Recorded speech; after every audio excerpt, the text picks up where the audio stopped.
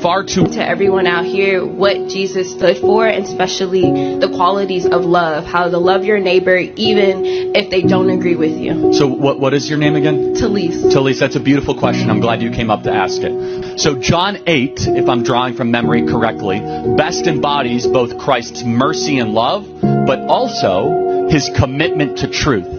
And sometimes in the modern gospel, we overemphasize the grace and we underemphasize the truth. Yeah. And so we are far too willing to say, hey, Jesus loves everybody, but we don't get to the second part of the conversation that says Jesus doesn't want you to live in sin. So this is, in John 8, it's best embodied, right? Almost every Christian in this audience will be able to tell you the first part of this, which is a bunch of Sadducees and Pharisees are standing around with rocks, and they're about to stone the prostitute woman. And Jesus comes up and says, let the first among you without sin cast the first stone. And everyone starts dropping the rocks. But what comes next shows that Christ is not just grace-focused, he's simultaneously truth-focused. He goes up to the woman who had a career in selling herself for sex and said, sin no more.